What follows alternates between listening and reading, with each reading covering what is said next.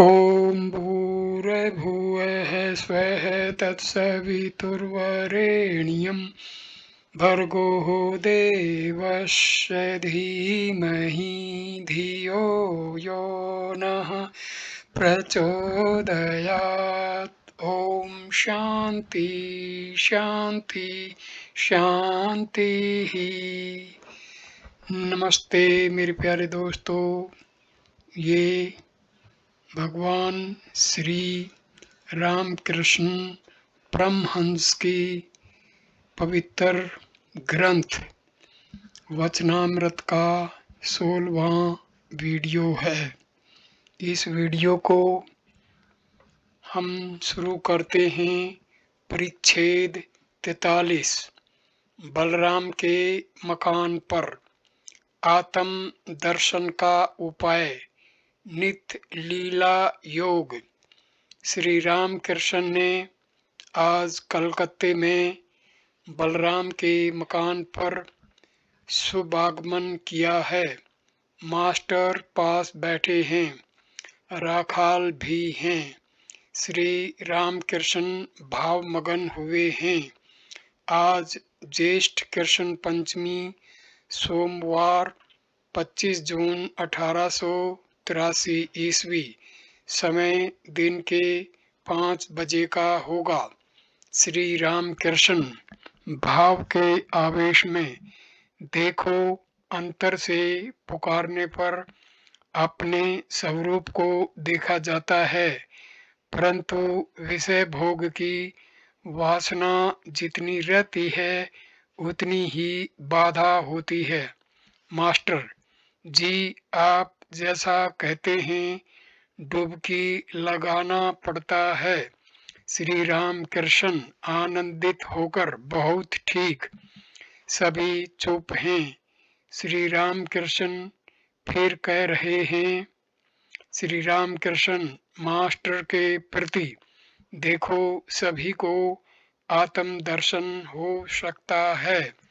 Master जी, परंतु ईश्वर करता है, वे अपनी इच्छानुसार भिन्न भिन्न प्रकार से लीला कर रहे हैं। किसी को चैतन्य दे रहे हैं, किसी को अज्ञानी बनाकर रखा है। श्री रामकृष्ण नहीं, उनसे व्याकुल होकर प्रार्थना करनी पड़ती है।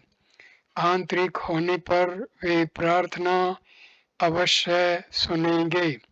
एक भक्त, जी हाँ, मैं है, इसलिए प्रार्थना करनी होगी। श्री रामकृष्ण मास्टर के प्रति लीला के सहारे नित्य में जाना होता है। जिस प्रकार सीढ़ी पकड़ कर छत पर चढ़ना होता है, नित्य दर्शन के बाद नित्य से लीला में आकर रहना होता है। भक्ति भक्त लेकर, यही मेरा परिपक्व मत है। उनके अनेक रूप, अनेक लीलाएं हैं। ईश्वर लीला, देव लीला, नर लीला, जगत लीला। वे मानव बनकर अवतार होकर युग युग में आते हैं प्रेम भक्ति सिखाने के लिए। देखो ने चैतन्य देव को अवतार द्वारा ही उनके प्रेम तथा भक्ति का आस्वादन किया जा सकता है।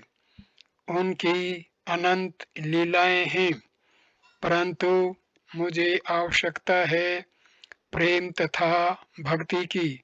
मुझे तो सिर्फ दूध चाहिए। गाय के सतनों से ही दूध आता है। अवतार गाय के सतन हैं। श्री रामकृष्ण कह रहे हैं कि वे अवतीर्ण हुए हैं। उनका दर्शन करने से ही ईश्वर का दर्शन होता है। चैतन्य देव का उल्लेख कर क्या श्री रामकृष्ण अपनी ओर संकेत कर रहे हैं। परिच्छेद 44 दक्षिणेश्वर में J.S. मिल और श्री रामकृष्ण। मानव की सीमाबद्धता। श्री रामकृष्ण दक्षिणेश्वर मंदिर में शिव मंदिर की सीढ़ी पर बैठे हैं। ज्येष्ठ मास 1883 ईस्वी, जून 1883। खूब गर्मी पड़ रही है। थोड़ी देर बाद संध्या होगी। बर्फ आदि लेकर मास्टर आए और श्री रामकृष्ण को प्रणाम करके उनके चरणों के पास शिव मंदिर की सीढ़ी पर बैठे। श्री रामकृष्ण मास्टर के प्रति मणि मल्लिक की नातिन का स्वामी आया था। उसने किसी पुस्तक में पढ़ा है, ईश्वर वैसे ज्ञानी सर्वज्ञ नहीं जान पड़ते, नहीं तो इतना दुख क्यों। और यह जो जीव की मौत होती है, उन्हें एक बार में मार डालना ही अच्छा होता। धीरे धीरे अनेक कष्ट देकर मारना क्यों। जिसने पुस्तक लिखी है, उसने कहा है कि यदि वह होता तो इससे बढ़िया सृष्टि कर सकता था। मास्टर विस्मित होकर श्री रामकृष्ण की बातें सुन रहे हैं और चुप बैठे हैं। श्री रामकृष्ण फिर कह रहे हैं। श्री रामकृष्ण मास्टर के प्रति, उन्हें क्या समझा जा सकता है जी।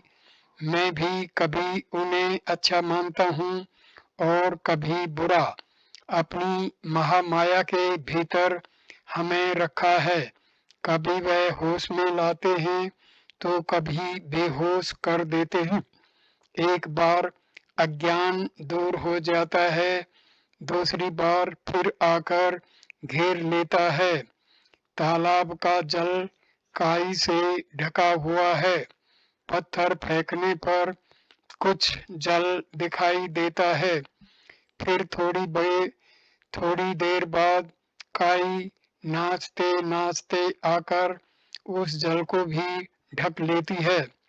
जब तक देह बुद्धि है, तभी तक सुख दुख, जन्म मृत्यु, रोग शोक हैं। ये सब देह के हैं, आत्मा के नहीं। देह की मृत्यु के बाद संभव है वे अच्छे स्थान पर ले जाएं। जिस प्रकार प्रसव वेदना के बाद संतान की प्राप्ति, आत्मज्ञान होने पर सुख दुख, जन्म मृत्यु सोपन जैसे लगते हैं।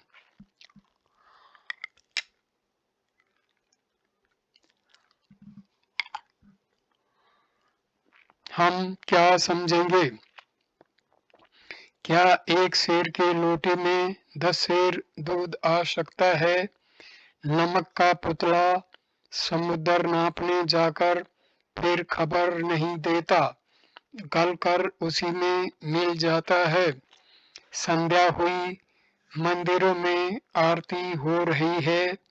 श्री रामकृष्ण अपने कमरे में छोटे तख्त पर बैठकर जगज्जननी का चिंतन कर रहे हैं। राखाल, लाटो, रामलाल, किशोरी गुप्त आदि भक्तगण उपस्थित हैं। मास्टर आज रात को ठहरेंगे। कमरे के उत्तर की ओर एक छोटे बरामदे में श्री रामकृष्ण एक भक्त के साथ एकांत में बात कर रहे हैं। कह रहे हैं, भोर में तथा उत्तर रात्रि में संध्या करना अच्छा है और प्रतिदिन संध्या के बाद किस प्रकार ध्यान करना चाहिए। साकार ध्यान, अरूप ध्यान, यह सब बता रहे हैं।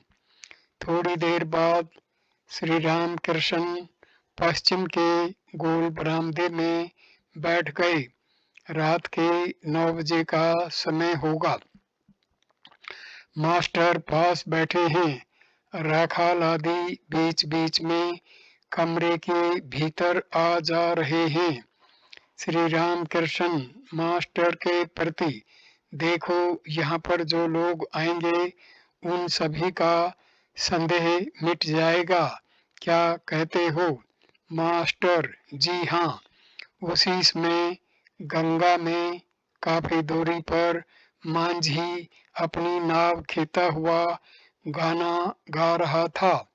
गीत की वह ध्वनि मधुर अनाहत ध्वनि की तरह अनंत आकाश के बीच में से होकर मानो गंगा के विशाल वक्ष को स्पर्श करती हुई श्री राम कृष्ण के कानों में प्रविष्ट हुई। श्री राम कृष्ण उसी में भावाविष्ट हो गए। सारे शरीर के रोंगटे खड़े हो गए। श्री राम कृष्ण मास्टर का हाथ पकड़कर कह रहे हैं, देखो देखो, मुझे रोमांच हो रहा है। मेरे शरीर पर हाथ रखकर देखो। प्रेम से आविष्ट उनके उस रोमांचपूर्ण शरीर को छूकर वे विस्मित हो गए। पुलक पूरित अंग। उपनिषद में कहा गया है कि वे विश्व में आकाश में ओत प्रोत होकर विद्यमान हैं। क्या वे ही शब्द के रूप में श्री राम कृष्ण को स्पर्श कर रहे हैं? क्या यही शब्द ब्रह्म है? थोड़ी देर बाद श्री राम कृष्ण फिर वार्तालाप कर रहे हैं। श्री राम कृष्ण, जो लोग यहाँ पर आते हैं उनके शुभ संस्कार हैं, क्या कहते हो? मास्टर, जी हाँ। श्री राम कृष्ण अधर के वैसे संस्कार थे। मास्टर, इसमें क्या कहना है? श्री राम कृष्ण, सरल होने पर ईश्वर शिखर प्राप्त होते हैं। फिर दो पथ हैं, सत और असत। सत पथ से जाना चाहिए। मास्टर, जी हाँ। धागे में यदि रेशा निकला हो तो वह सुई के भीतर नहीं जा सकता। श्री राम कृष्ण, कौर के साथ मुंह में केस चले जाने पर सबका सब थूक कर फेंक देना पड़ता है। मास्टर, परंतु जैसे आप कहते हैं, जिन्होंने ईश्वर का दर्शन किया है, असत संग उनका कुछ भी नहीं बिगाड़ सकता। प्रखर अग्नि में केले का पेड़ तक जल जाता है। परिच्छेद 45। अधर के मकान पर। श्री राम कृष्ण कलकत्ते के बेनीटोला में अधर के मकान पर पधारे हैं। आषाढ़ शुक्ला दशमी 14 जुलाई 1883 ईस्वी शनिवार।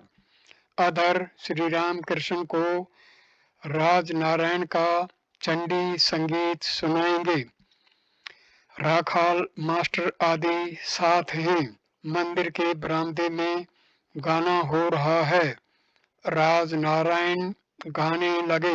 भावार्थ, अभय पद में प्राणों को सौंप दिया है, फिर मुझे यम का क्या भय है। अपने सिर की शिखा में काली नाम का महामंत्र बांध लिया है। मैं इस संसार रूपी बाजार में अपने शरीर को बेचकर श्री दुर्गा नाम खरीद लाया हूँ। काली नाम रूपी कल्पतरु को हृदय में बो दिया है। अब यम के आने पर हृदय खोलकर दिखाऊंगा, इसलिए बैठा हूँ। देह में 6 दुर्जन हैं, उन्हें भगा दिया है। मैं जय दुर्गा, श्री दुर्गा कहकर रवाना होने के लिए बैठा हूँ। श्री राम कृष्ण थोड़ा सुनकर भावाविष्ट हो खड़े हो गए और मंडली के साथ सम्मिलित होकर गाने लगे। श्री राम कृष्ण पद जोड़ रहे हैं। ओ माँ, रखो माँ, पद जोड़ते जोड़ते एकदम समाधिस्थ, बाह्य ज्ञान शून्य, निस्पंद होकर खड़े हैं। गायक फिर गा रहे हैं। भावार्थ यह किसकी कामिनी रणांगन को आलोकित कर रही है, मानो इसकी देह कांति के सामने जलधर बादल हार मानता है और दंत पंक्ति मानो बिजली की चमक है। श्री राम कृष्ण फिर समाधिस्थ हुए। गाना समाप्त होने पर श्री राम कृष्ण अधर के बटक घर में जाकर भक्तों के साथ बैठ गए। ईश्वरीय चर्चा हो रही है। इस प्रकार भी वार्तालाप हो रहा है कि कोई कोई भक्त मानो अंतःसार फल्गु नदी है, ऊपर भाव का कोई प्रकाश नहीं। परिच्छेद 46 भक्तों के साथ भाग 1। कलकत्ते की राह पर श्री राम कृष्ण दक्षिणेश्वर से गाड़ी पर कलकत्ते की ओर जा रहे हैं। साथ में रामलाल और 2 भक्त हैं। फाटक से निकलते ही आपने देखा कि मणि हाथ में 4 फजली आम लिए हुए पैदल आ रहे हैं। मणि को देखकर गाड़ी को रोकने के लिए कहा। मणि ने गाड़ी पर सिर टेककर प्रणाम किया। आज शनिवार 21 जुलाई 1883 ईस्वी आषाढ़ कृष्ण प्रतिपदा है। दिन के 4 बजे हैं। श्री राम कृष्ण अधर के मकान पर जाएंगे। उसके बाद यदु मल्लिक के घर और फिर खिलात घोष के यहाँ जाएंगे। श्री राम कृष्ण मणि से हंसते हुए, तुम भी आओ ने, हम अधर के यहाँ जा रहे हैं। मणि जैसी आपकी आज्ञा कहकर गाड़ी पर बैठ गए। मणि अंग्रेजी पढ़े लिखे हैं, इसी से संस्कार नहीं मानते, पर कुछ दिन हुए श्री राम कृष्ण के पास यह स्वीकार गए थे कि अधर के संस्कार थे, इसी से वे उनकी इतनी भक्ति करते हैं। घर लौटकर विचार करने पर मास्टर ने देखा कि संस्कार के बारे में अभी तक उनको पूर्ण विश्वास नहीं हुआ। यही कहने के लिए आज श्री रामकृष्ण से मिलने आए हैं। श्री रामकृष्ण बातें करने लगे।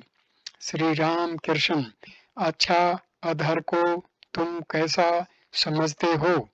मणि, उनमें बहुत अनुराग है। श्री राम कृष्ण, अधर भी तुम्हारी बड़ी प्रशंसा करता है। मणि कुछ देर तक चुप रहे, फिर पूर्व जन्म के संस्कार की बात उठाई। ईश्वर के कार्य समझना असंभव है। मणि, मुझे पूर्व जन्म और संस्कार आदि पर उतना विश्वास नहीं है। क्या इससे मेरी भक्ति में कोई बाधा आएगी? श्री राम कृष्ण, ईश्वर की सृष्टि में सब कुछ हो सकता है, यह विश्वास ही पर्याप्त है। मैं जो सोचता हूँ वही सत्य है और सबका मत मिथ्या है, ऐसा भाव मन में न आने देना। बाकी ईश्वर ही समझा देंगे। ईश्वर के कार्यों को मनुष्य क्या समझेगा? उनके कार्य अनंत हैं, इसलिए मैं इनको समझने का थोड़ा भी प्रयत्न नहीं करता।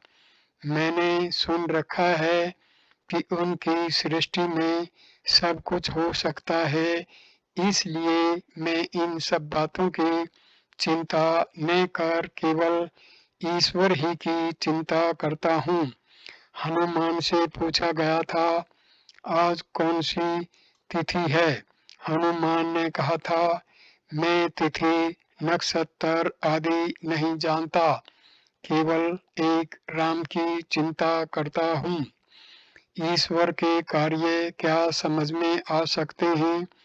वे तो पास ही हैं, पर यह समझना कितना कठिन है। बलराम कृष्ण को भगवान नहीं जानते थे। मणि, जी हाँ, जैसे आपने भीष्म देव की बात कही थी। श्री राम कृष्ण, हाँ हाँ, क्या कहा था, कहो तो। मणि, भीष्म देव सरसैया पर पड़े रो रहे थे। पांडवों ने श्री कृष्ण से कहा, भाई यह कैसा आश्चर्य है, पिता में इतने ज्ञानी होकर भी मृत्यु का विचार कर रो रहे हैं। श्री कृष्ण ने कहा, उनसे पूछो ने क्यों रोते हैं। भीष्म देव बोले, मैं यह विचार कर रोता हूँ कि भगवान के कार्य को कुछ भी नहीं समझ सका। हे कृष्ण, तुम इन पांडवों के साथ साथ फिरते हो, पग पग पर इनकी रक्षा करते हो, फिर भी इनकी विपद का अंत नहीं। श्री राम कृष्ण, ईश्वर ने अपनी माया से सब कुछ ढक रखा है, कुछ जानने नहीं देते। कामनी और कांचन ही माया है। इस माया को हटाकर जो ईश्वर के दर्शन करता है, वही उन्हें देख पाता है। एक आदमी को समझाते समय मुझे ईश्वर ने एक अद्भुत दृश्य दिखलाया। अचानक सामने देखा, उस देश का एक तालाब, और एक आदमी ने काई हटाकर उससे जल पी लिया। जल स्फटिक की तरह साफ था। इससे यह सूचित हुआ कि वह सच्चिदानंद माया रूपी काई से ढका हुआ है। जो काई हटाकर जल पीता है, वही पाता है। सुना, तुमसे बड़ी गूढ़ बातें कहता हूँ। झाबुओं के तट बैठे हुए देखा कि चोर दरवाजे का सा एक दरवाजे सामने है। कोठरी के अंदर क्या है, यह मुझे दिखाई नहीं पड़ा। मैं एक मेहरनी से छेद करने लगा, पर कर न सका। मैं छेदता रहा, पर वह बार बार भर जाता था। परंतु एक बार इतना बड़ा छेद बना। यह कहकर श्री राम कृष्ण चुप रहे, फिर बोलने लगे, ये सब बड़ी ऊंची बातें हैं। यह देखो, कोई मानो मेरा मुंह दबा देता है। योनि में ईश्वर का वास प्रत्यक्ष देखा था। कुत्ता और कुतिया के समागम के समय देखा था। ईश्वर के चैतन्य से जगत चैतन्य में है। कभी कभी देखता हूँ कि छोटी छोटी मछलियों में वही चैतन्य खेल रहा है। गाड़ी शोभा बाजार के चौराहे पर से धर्महट्टा के निकट पहुंची। श्री राम कृष्ण फिर कह रहे, कभी कभी देखता हूँ कि वर्षा में जिस प्रकार पृथ्वी जल से ओत-प्रोत रहती है, उसी प्रकार इस चैतन्य से जगत ओत-प्रोत है। इतना सब दिखलाई तो पड़ता है, पर मुझे अभिमान नहीं होता। मणि सहस्य, आपका अभिमान कैसा? श्री राम कृष्ण, शपथ खाकर कहता हूँ, थोड़ा भी अभिमान नहीं होता। मणि, ग्रीस देश में सुकरात नाम का एक आदमी था। यह देववाणी हुई थी कि सब लोगों में वही ज्ञानी है। उसे आश्चर्य हुआ। बहुत देर तक निर्जन में चिंता करने पर उसे भेद मालूम हुआ। तब उसने अपने मित्रों से कहा, केवल मुझे ही मालूम हुआ है कि मैं कुछ नहीं जानता, पर दूसरे सब लोग कहते हैं कि हमें खूब ज्ञान हुआ है। परंतु वास्तव में सभी अज्ञान है। श्री राम कृष्ण, मैं कभी कभी सोचता हूँ कि मैं जानता ही क्या हूँ कि इतने लोग यहाँ आते हैं। वैष्णव चरण पंडित बड़ा पंडित था। वह कहता था कि तुम जो कहते हो वह सब शास्त्रों में पाया जाता है, तो फिर तुम्हारे पास क्यों आता हूँ? तुम्हारे मुंह से वही सब सुनने के लिए। मणि, आपकी सब बातें शास्त्र से मिलती हैं। नवद्वीप गोस्वामी भी उस दिन पानीहाटी में यही बात कहते थे। आपने कहा कि गीता गीता बार बार कहने से त्यागी त्यागी हो जाता है, वास्तव में त्यागी होता है। परंतु नवद्वीप स्वामी ने कहा कि त्यागी और त्यागी दोनों का एक ही अर्थ है। तग एक धातु है, उसी से तागी बनता है। श्री राम कृष्ण, मेरे साथ क्या दूसरों का कुछ मिलता जुलता है? किसी पंडित या साधु का? मणि, आपको ईश्वर ने स्वयं अपने हाथों से बनाया है और दूसरों को मशीन में डालकर जैसे नियम के अनुसार सृष्टि होती है। श्री राम कृष्ण हास्य रामलाल आदि से, अरे कहता क्या है? श्री राम कृष्ण की हंसी रुकती ही नहीं। अंत में उन्होंने कहा, शपथ खाता हूँ, मुझे तनिक भी अभिमान नहीं होता। मणि, विद्या से एक लाभ होता है, उससे यह मालूम हो जाता है कि मैं कुछ नहीं जानता और मैं कुछ नहीं हूँ। श्री राम कृष्ण, ठीक है, मैं कुछ नहीं हूँ, मैं कुछ नहीं हूँ। अच्छा, अंग्रेजी ज्योतिष पर तुम्हें विश्वास है? मणि, उन लोगों के नियम के अनुसार नए आविष्कार हो सकते हैं। यूरेनस ग्रह की अनियमित चाल देखकर उन्होंने दूरबीन से पता लगाकर देखा कि एक नया ग्रह नेपच्यून चमक रहा है। फिर उससे ग्रहण की गणना भी हो सकती है। श्री राम कृष्ण, हाँ सो तो होती है। गाड़ी चल रही है, प्राय अधर के मकान के पास आ गई। श्री राम कृष्ण मणि से कहते हैं, सत्य में रहना, तभी ईश्वर मिलेंगे। मणि, एक और बात आपने नवद्वीप गोस्वामी से कही थी। हे ईश्वर, मैं तुम्ही को चाहता हूँ। देखना, अपनी भुवन मोहिनी माया के ऐश्वर्य से मुझे मुग्ध न करना। मैं तुम्ही को चाहता हूँ। श्री राम कृष्ण, हाँ, यह दिल से कहना होगा। भाग 2। अधर सेन के मकान पर कीर्तनानंद में।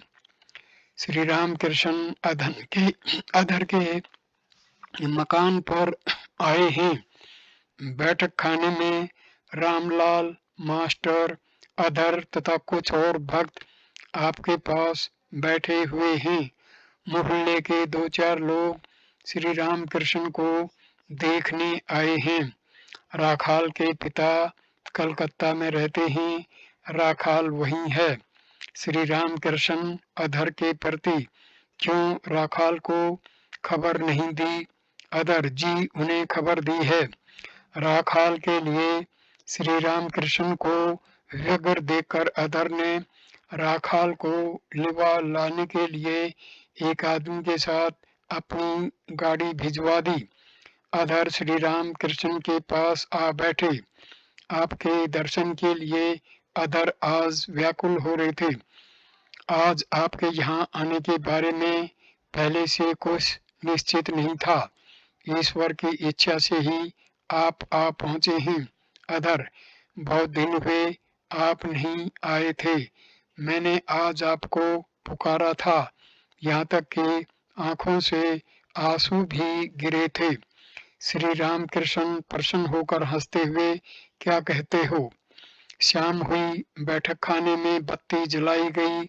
श्री राम कृष्ण ने हाथ जोड़कर जगजननी को प्रणाम कर मन ही मन शायद मूल मंत्र का जाप किया, अब मधुर स्वर से नाम उच्चारण कर रहे हैं।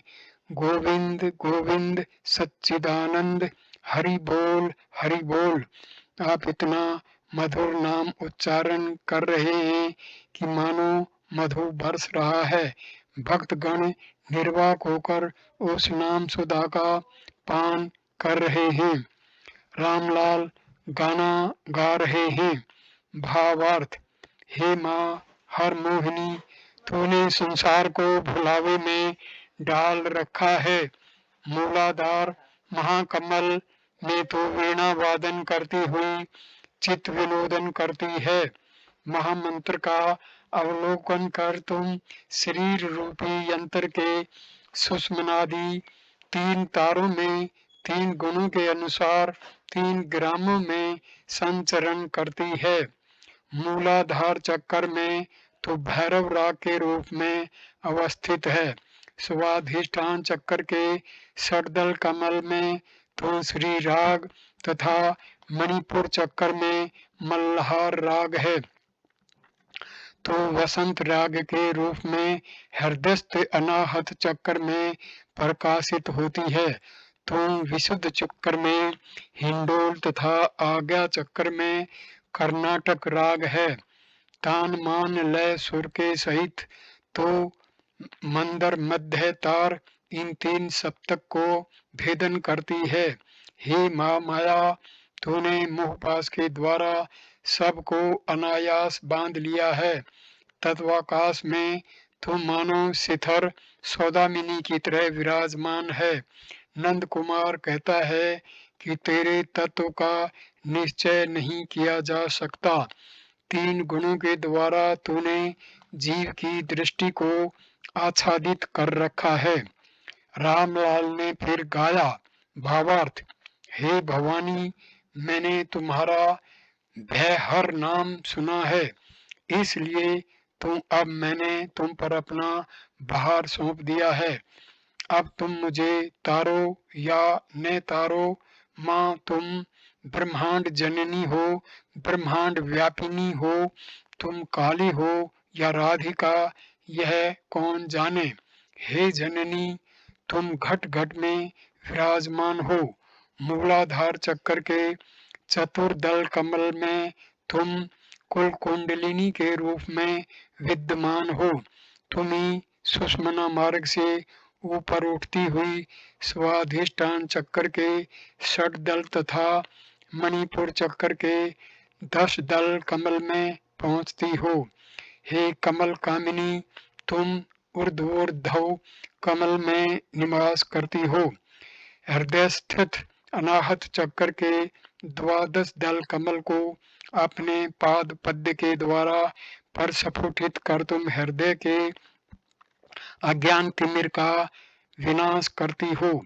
इसके ऊपर कंठ स्थित विशुद्ध चक्कर में धूम्र वर्ण 16 दल कमल है। इस कमल के मध्य भाग में जो आकाश है, वह यदि अवरुद्ध हो जाए तो सर्वत्र आकाश ही रह जाता है। इसके ऊपर ललाट में अवस्थित आज्ञा चक्कर के द्विदल कमल में पहुंचकर मन आबद्ध हो जाता है। वह वहीं रहकर मजा देखना चाहता है और ऊपर नहीं उठना चाहता। इसे ऊपर मस्तिष्क में सहस्रार चक्कर है। वहां अत्यंत मनोहर सहस्र दल कमल है, जिसमें परम शिव स्वयं विराजमान है। हे शिवानी, तुम वहीं शिव के निकट जा विराजो। हे माँ, तुम आद्या शक्ति हो। योगी तथा मुनिगण तुम्हारा नगेंद्र नंदिनी उमा के रूप में ध्यान करते हैं। तुम शिव की शक्ति हो। तुम मेरी वासनाओं का हरण करो, ताकि मुझे फिर इस भवसागर में पतित न होना पड़े। माँ, तुम ही पंच तत्व हो, फिर तुम तत्वों के अतीत हो। तुम्हें कौन जान सकता है। हे माँ, संसार में भक्तों के हेतु तुम साकार बनी हो, परंतु पंच इंद्रियां पंच तत्व में विलीन हो जाने पर तुम्हारे निराकार स्वरूप का ही अनुभव होता है। रामलाल जिस समय गा रहे थे, इसके ऊपर कंठ स्थित विशुद्ध चक्र में धूम्र वर्ण षोडश दल कमल है। इस कमल के मध्य भाग में जो आकाश है, वह यदि अवरुद्ध हो जाए तो सर्वत्र आकाश ही रह जाता है। उस समय श्री राम कृष्ण ने मास्टर से कहा, यह सुनो, इसी का नाम निराकार सच्चिदानंद दर्शन। विशुद्ध चक्र का भेदन होने पर सर्वत्र आकाश ही रह जाता है। मास्टर, जी हाँ। श्री राम कृष्ण, इस माया में जीव जगत के पार हो जाने पर तब कहीं नित्य स्वरूप में पहुंचा जा सकता है। नाद भेद होने पर ही समाधि लगती है। ओंकार साधना करते करते नाद भेद होता है और समाधि लगती है। अधर ने फल मिष्टान आदि के द्वारा श्री राम कृष्ण की सेवा की। श्री राम कृष्ण ने कहा, आज यदु मल्लिक के यहाँ जाना पड़ेगा। भाग 3।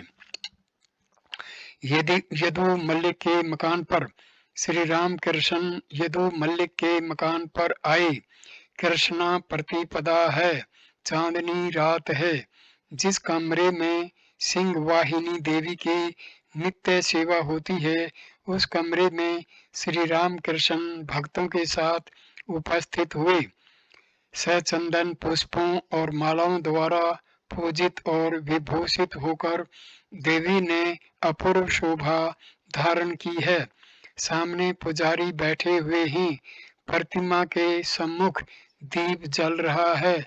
सहस्त्रों में से एक को श्री राम कृष्ण ने रुपया चढ़ाकर प्रणाम करने को कहा, क्योंकि देवता के दर्शन के लिए आने पर कुछ प्रणामी चढ़ानी चाहिए। श्री राम कृष्ण सिंह वाहिनी के सामने हाथ जोड़कर खड़े हैं। आपके पीछे भक्तगण हाथ जोड़कर खड़े हैं। श्री राम कृष्ण बड़ी देर तक दर्शन कर रहे हैं। क्या आश्चर्य है, दर्शन करते हुए आप सहसा समाधि मगन हो गए। पत्थर की मूर्ति की तरह निस्तब्ध खड़े हैं, नेत्र निष्पलक हैं।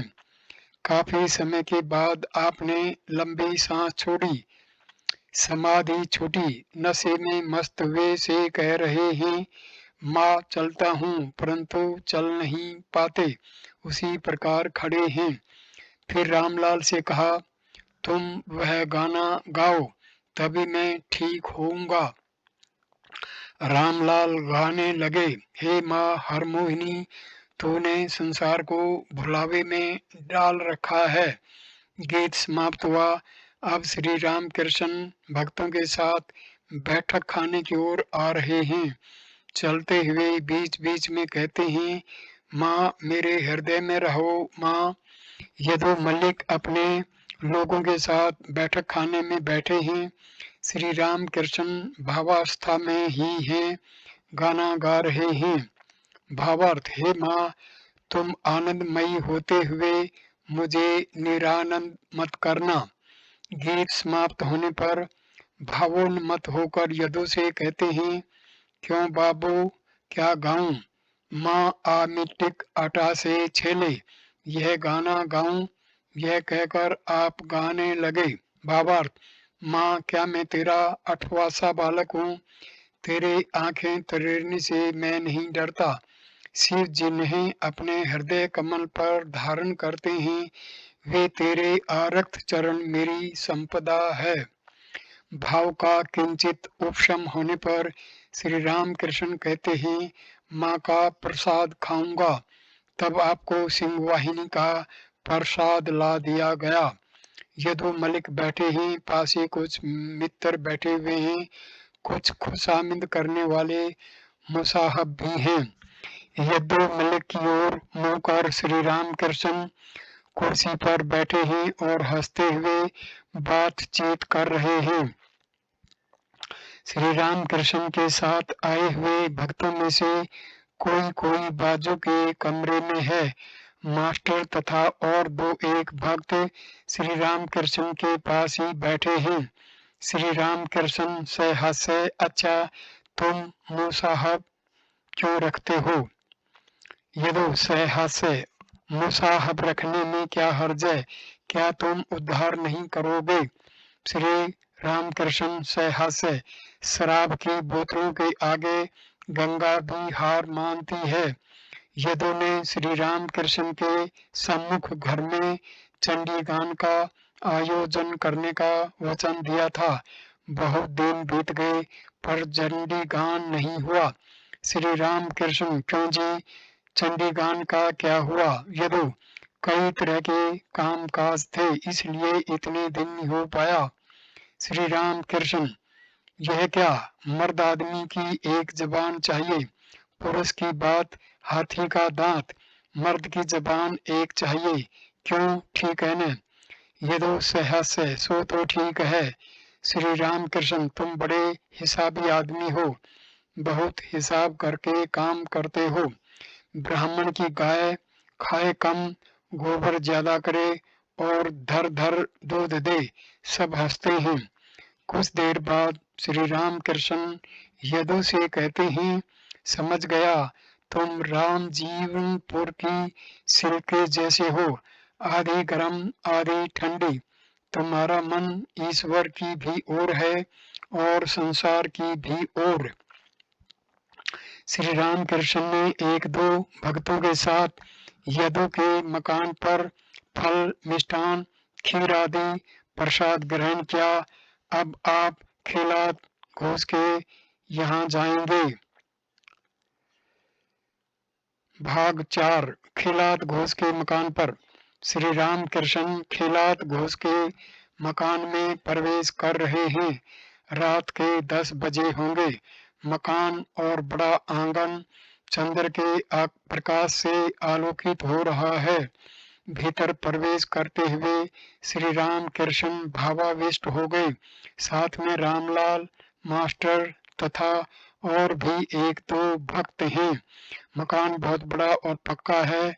2 मंजिले पर पहुंचने पर बरामदे से दक्षिण की ओर बहुत लंबा जाकर फिर पूर्व की ओर मुड़कर फिर उत्तर की ओर लंबा रास्ता चलकर मकान के भीतरी हिस्से में पहुंचने पर ऐसा मालूम होने लगा कि मानो घर में कोई नहीं है। बड़े बड़े कमरे और सामने लंबा बरामदा सब खाली पड़ा है। श्री राम कृष्ण को उत्तर पूर्व की ओर के कमरे में बैठाया गया। आप अब भी भावमगन हैं। घर के जिन भगत से आपको बुला लाया है, घर के जिन भगत ने आपको बुला लाया है, उन्होंने आकर स्वागत किया। ये वैष्णव हैं, देह पर तिलक की छाप है और हाथ में जपमाला की गोमुखी। ये प्रौढ़ हैं, खिलात घोष के संबंधी हैं। ये बीच बीच में दक्षिणेश्वर जाकर श्री राम कृष्ण के दर्शन कर आते हैं, परंतु किसी किसी वैष्णव का भाव अत्यंत संकीर्ण होता है। वे शाक्तों या ज्ञानियों की बड़ी निंदा किया करते हैं। श्री राम कृष्ण अब वार्तालाप कर रहे हैं। श्री राम कृष्ण का सर्वधर्म समन्वय। श्री राम कृष्ण भक्तों के प्रति, मेरा धर्म ठीक है और दूसरों का गलत, यह मत अच्छा नहीं। ईश्वर एक ही है, दो नहीं। उन्हीं को भिन्न भिन्न व्यक्ति भिन्न भिन्न नामों से पुकारते हैं। कोई कहता है गॉड तो कोई अल्लाह, कोई कहता है कृष्ण, कोई शिव तो कोई ब्रह्म। जैसे तालाब में जल है, एक घाट पर लोग उसे कहते हैं जल, दूसरे घाट पर कहते हैं वाटर और तीसरे घाट पर पानी। हिंदू कहते हैं जल, क्रिश्चियन कहते हैं वाटर और मुसलमान पानी, परंतु वस्तु एक ही है। मत तो पथ है, एक एक धर्म मत एक एक पथ है जो ईश्वर की ओर ले जाता है। जैसे नदियां नाना दिशाओं से आकर सागर में मिल जाती हैं। वेद पुराण तंत्र सबका प्रतिपाद्य विषय वही एक सच्चिदानंद है। वेदों में सच्चिदानंद ब्रह्म, पुराणों में सच्चिदानंद कृष्ण, तंत्रों में सच्चिदानंद शिव कहा है। सच्चिदानंद ब्रह्म, सच्चिदानंद कृष्ण, सच्चिदानंद शिव एक ही हैं, सब चुप हैं। वैष्णव भगत महाराज ईश्वर का चिंतन भला क्यों करें। जीवन मुक्त उत्तम भक्त ईश्वर दर्शन के लक्षण। श्री राम कृष्ण, यह बोध यदि रहे तो फिर वह जीवन मुक्त ही है, परंतु सब में यह विश्वास नहीं होता। केवल मुख से कहते हैं ईश्वर है, उन्हीं की इच्छा से सब कुछ हो रहा है। यह विषासक्त लोग सुन भर लेते हैं, इस पर विश्वास नहीं रखते। विषासक्त लोगों का ईश्वर कैसा होता है जानते हो। जैसे माँ काके का झगड़ा सुनकर बच्चे भी झगड़ते हुए कहते हैं मेरे ईश्वर हैं। क्या सभी लोग ईश्वर की धारणा कर सकते हैं।